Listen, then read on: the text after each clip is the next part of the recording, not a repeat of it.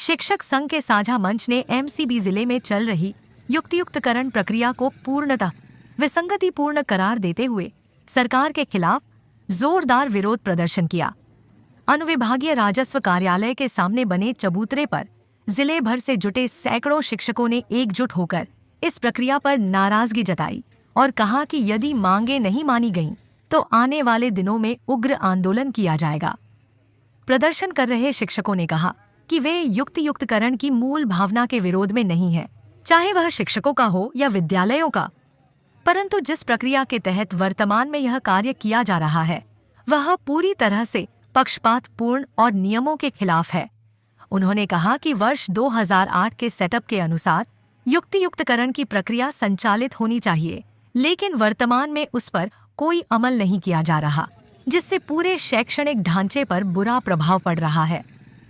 शिक्षकों ने गंभीर आरोप लगाते हुए कहा कि शिक्षा विभाग अपने चहेते शिक्षकों को बचाने के लिए उनके नाम सूची से हटा रहा है। साथ ही दर्ज छात्र संख्या और रिक्त पदों की भी सही जानकारी नहीं दी जा रही है, जिससे पारदर्शिता पर सवाल उठ रहे हैं। यह प्रक्रिया पूरी तरह से पक्षपातपूर्ण है और इससे विद्यालयों की व्यवस्थाएं चरमराने की आशंका है। आंदोलनरत शिक्षकों ने दो टूक कहा कि वे आगामी 3 और 4 जून को प्रस्तावित काउंसलिंग का पूरी तरह से बहिष्कार करेंगे और किसी भी शिक्षक को उसमें शामिल नहीं होने देंगे।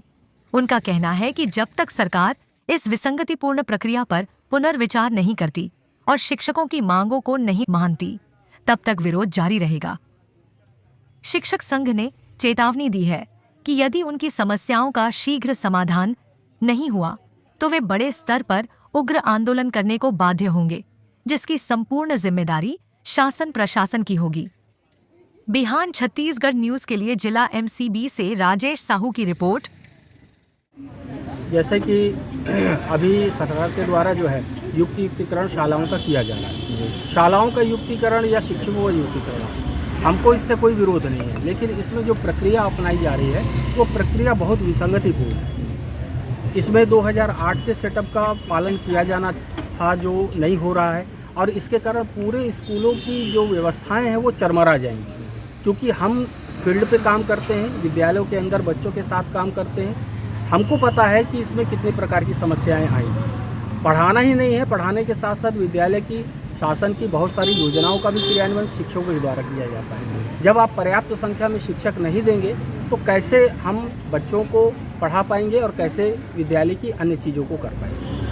दूसरा, ये जो विकासखंड या जिला स्तर पर जो युक्तिकरण शिक्षकों की लिस्ट बनी है, ये भारी विसंगतिपूर्ण लिस्ट दिखाई देती है। कहीं पर आप विषय को लेते हैं, कहीं आप बिना विषय को लेते हैं, और इसमें कुछ स्पष्ट नहीं है कि किस प्रकार से शिक्षकों को अतिशेष बनाया गया है। इसमें कुछ पक्षपात भी किया गया है। पक्षपात दिख रहा है, पूरा दिख रहा है। हमारे कई ऐसे शिक्षक हैं जो ये कह रहे हैं कि मैं सीनियर था, लेकिन जैसे नियम में कहा गया कि कनिष्ठ जो होगा उसको अतिशेष बनाया जाएगा, लेकिन हमारे कई शिक्षक बता रहे हैं कि मेरे से जूनियर कई शिक्षक हैं और उनको बचाया गया और मुझे जो है अतिशेष कर। तो क्या ये आंदोलन आगे भी आप लोगों का रहेगा या किस तरह का प्लानिंग है आप लोगों का?